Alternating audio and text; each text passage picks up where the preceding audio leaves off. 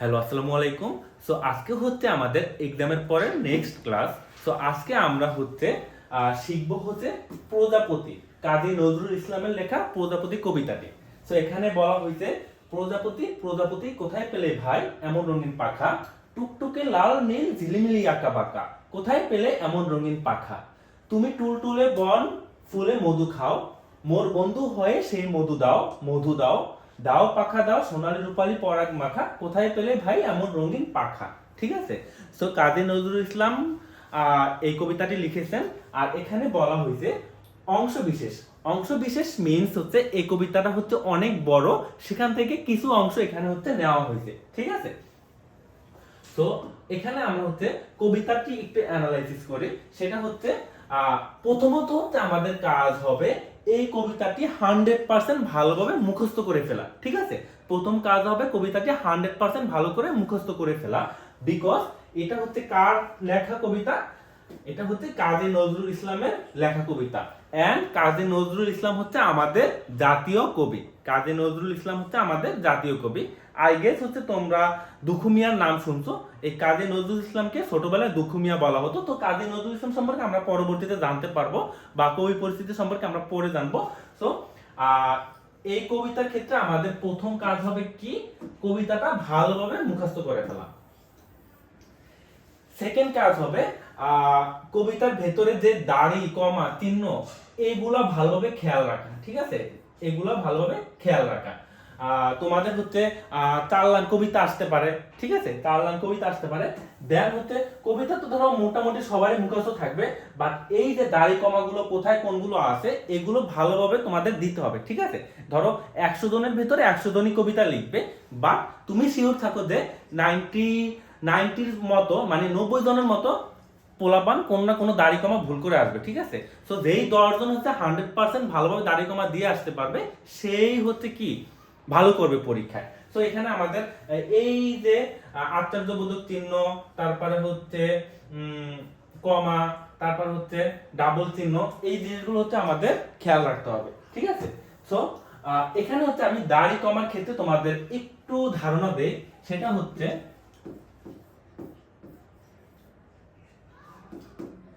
ঠিক আছে, দাড়ি মানে হচ্ছে ফুল স্টপ। ঠিক আছে। মানে এখানে হচ্ছে তুমি তোমার সেন্টেন্সটা শেষ করলা, এখানে তুমি তোমার সেন্টেন্সটা শেষ করলা। এটা হচ্ছে আশ্চর্যবোধক চিহ্ন। ঠিক আছে। এটা হচ্ছে আশ্চর্যবোধক চিহ্ন।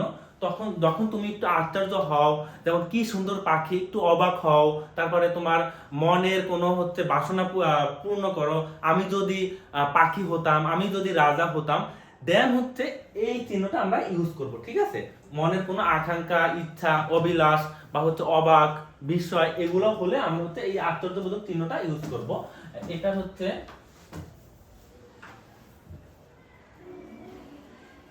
এটার চিহ্নটা হচ্ছে এইটা। আচ্ছা, আমি এটা একটু একটু মোটা করে নেই।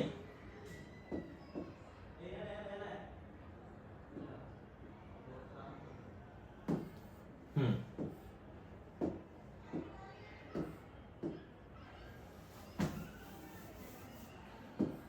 তো এটা হচ্ছে আমাদের আশ্চর্যবোধক চিহ্ন। এই এখানে হচ্ছে প্রজাপতি, প্রজাপতি এখানে হচ্ছে আশ্চর্য বোঝানো হয়েছে। কোথায় পেলে ভাই এমন রঙিন পাখা, মানে অবাক হয়ে গেছে যে এমন রঙিন পাখা কোথায় পেলে, সেজন্য এখানে আশ্চর্যবোধক চিহ্ন ব্যবহার করা হয়েছে। ঠিক আছে।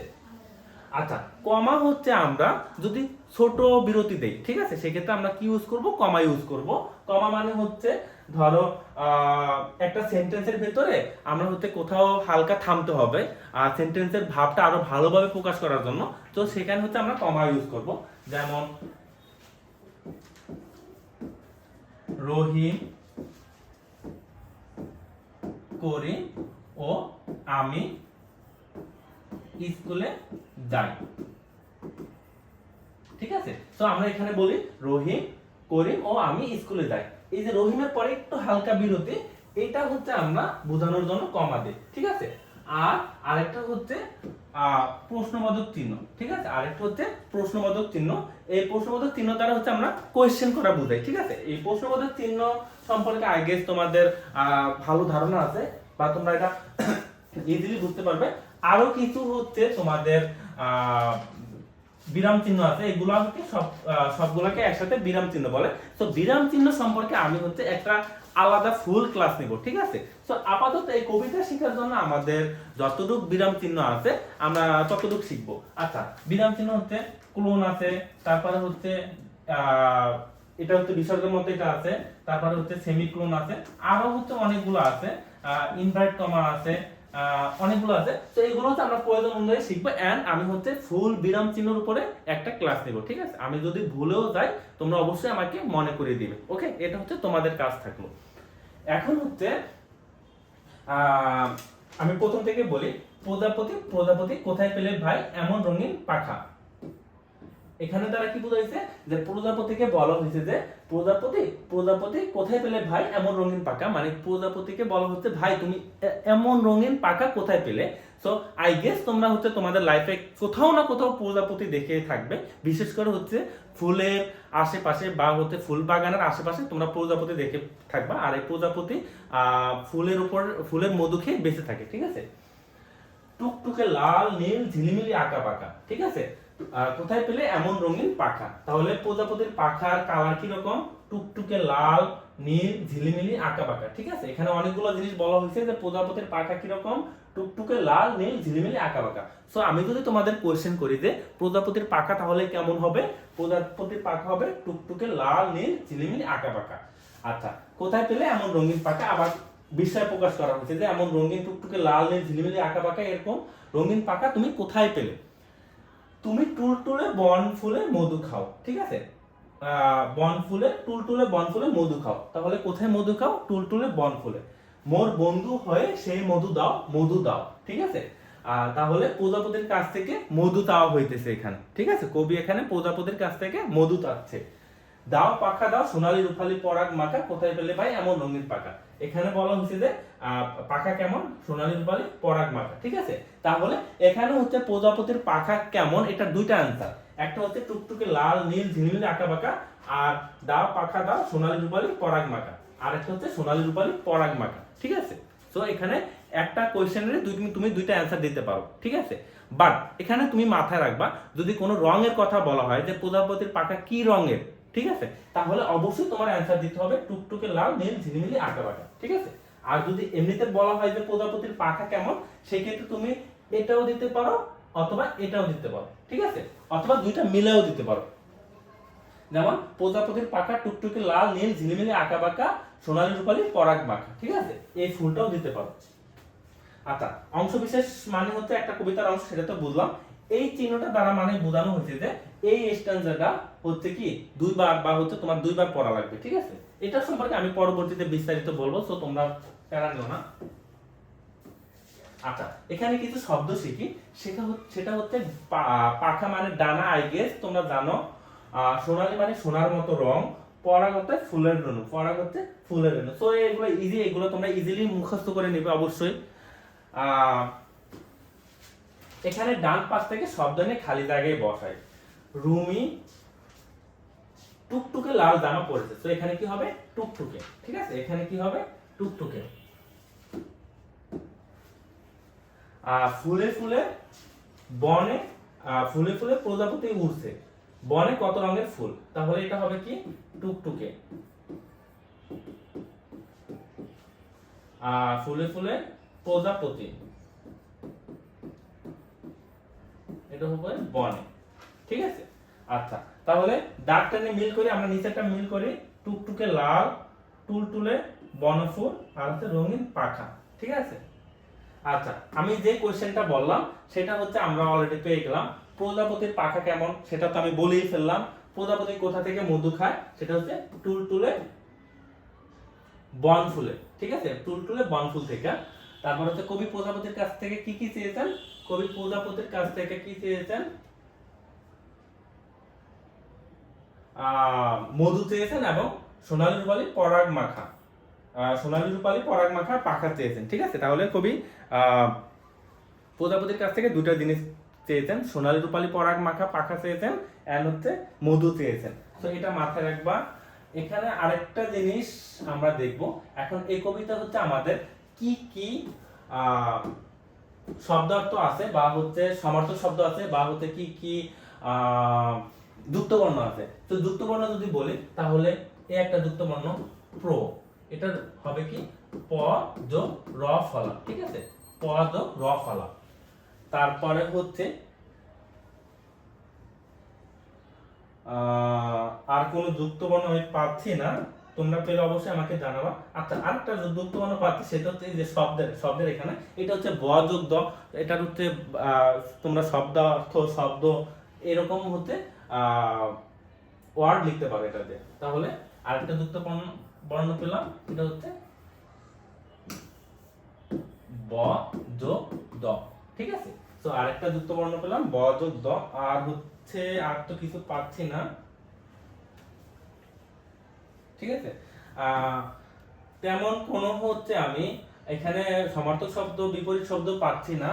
আচ্ছা, এখানে অনেকগুলো ওয়ার্ড পাচ্ছি যেগুলো হচ্ছে আমাদের বাক্য রচনার জন্য অনেক বেশি ইম্পর্টেন্ট, যেগুলো আমাদের বাক্য রচনার জন্য অনেক বেশি ইম্পর্টেন্ট।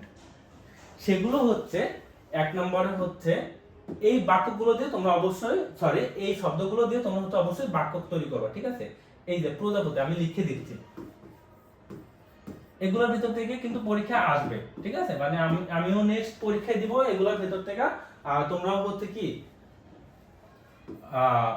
এই হোমওয়ার্কটা তাহলে করে ফেলবা। রঙিন, তারপর হচ্ছে ঝিলিমিলি, টুকটুকে, টুকটুকে ঝিলিমিলি,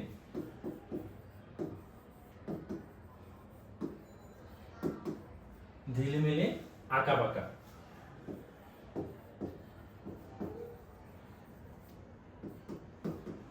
তারপরে হচ্ছে আমি এই পাশে লিখে দিচ্ছি টুলটুলে।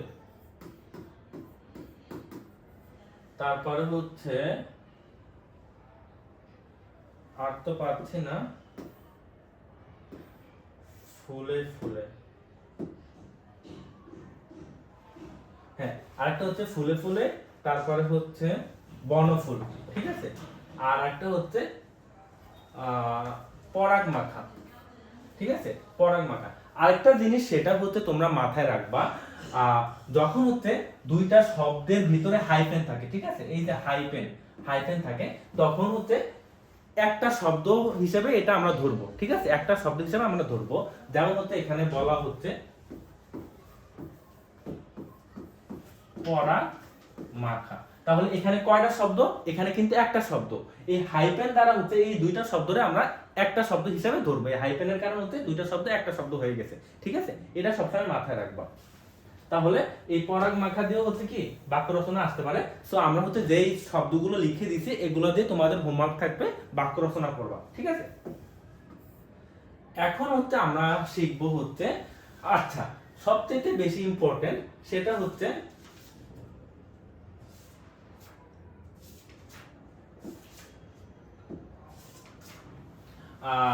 কবি পরিস্থিতি, ঠিক আছে। আচ্ছা, এখানে হচ্ছে মিলিয়ে মিলিয়ে শব্দ লিখি, এখানে হচ্ছে তোমরা তোমাদের মতো করে লিখতে পারো, আমি আমার মতো করে তোমাদের বলে দিচ্ছি। আঁকা বাঁকা, ফাঁকা ফাঁকা, ঠিক আছে। এখানে হচ্ছে ফুলে ফুলে কি হইতে পারে? দুলে দুলে, ঠিক আছে, ফুলে ফুলের সাথে মিলিয়ে আমরা লিখতে পারি দুলে দুলে। তারপরে বনে বনে, এটা আমরা লিখতে পারি মনে মনে, ঠিক আছে, এটা আমরা লিখতে পারি মনে মনে। হেসে হেসে, এটা লিখতে পারি কেসে কেসে, ঠিক আছে, বা কেঁদে কেঁদে, যাই হোক, এটা হচ্ছে আমি আমার মতো করে বললাম, তোমরা হচ্ছে অন্য শব্দ দিতে পারো, কোনো সমস্যা নেই, বাট হচ্ছে এটা পূরণ করলে হবে, ঠিক আছে। আচ্ছা, এখানের এই শব্দগুলো হচ্ছে আমাদের বাক্য রচনার জন্য কি ইম্পর্টেন্ট। সো এগুলো হচ্ছে দিয়ে তোমরা বাক্য রচনা করে দেখবা। আরেকটা বিষয় হচ্ছে কবি পরিস্থিতি।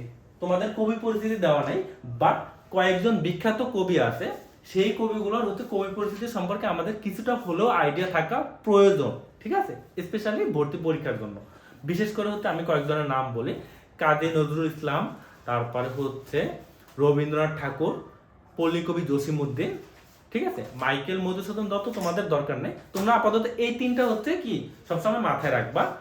আর এছাড়া হচ্ছে তোমাদের বইতে কোনো কবি থাকলে, কবির নাম থাকলে ওই কবির সম্পর্ক আমাদের হচ্ছে একটু হলো জানা দরকার। একটু হলো জানা দরকার বলতে বিশেষ করে হচ্ছে জন্ম মৃত্যু বা হচ্ছে কবির জন্মস্থান এগুলো সম্পর্কে। তো এগুলো হচ্ছে আমরা এখনই 100% শিখবো না, এটা আস্তে আস্তে শিখবো। বাট আমরা এখন যেহেতু কাজী নজরুল ইসলাম সম্পর্কে বা তার একটা কবিতা পড়তেছি, তো কাজী নজরুল ইসলাম সম্পর্কে আমরা হচ্ছে কি জানবো।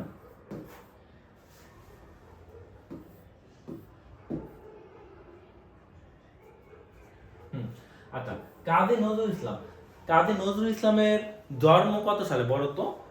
জন্ম হচ্ছে 1899 সালে, মৃত্যু হচ্ছে 1976 সালে। ঠিক আছে, মৃত্যু হচ্ছে 1976 সালে। আর হচ্ছে কাজী নজরুল ইসলাম হচ্ছে বিদ্রোহী কবি।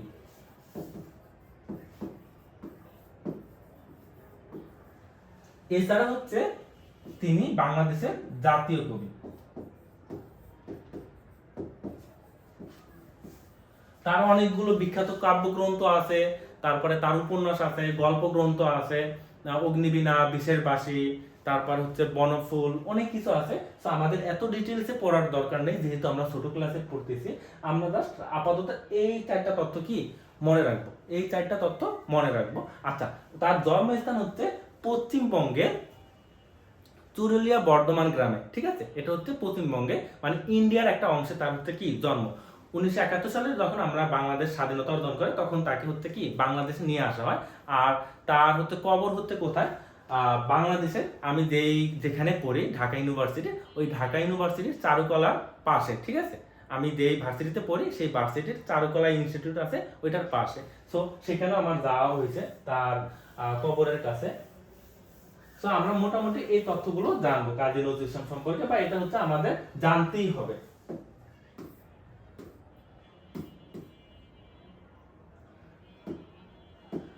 এখানে আমি আরেকটু বিষয় বলি, এই মোর মানে হচ্ছে কি আমার। ঠিক আছে, আর এই বন্ধু এটার হচ্ছে সমার্থক শব্দ মেবি আমার হচ্ছে গত ক্লাসে বা কিছুদিন আগে শিখেছি, সেটা হচ্ছে সকা, তারপর হচ্ছে আর কি হইতে পারে বন্ধু, বন্ধুর একটা সমার্থক শব্দ কি হইতে পারে? সখা। ঠিক আছে, আর এটার বিপরীত শব্দ কি? শত্রু। এটা তো সবাই জানো তোমরা। আচ্ছা, আই গেস আমাদের আর হচ্ছে এটা নিয়ে আর কিছু পড়ার নেই। এখন আমরা শিখবো আরেকটা গল্প, বিড়াল ছানা।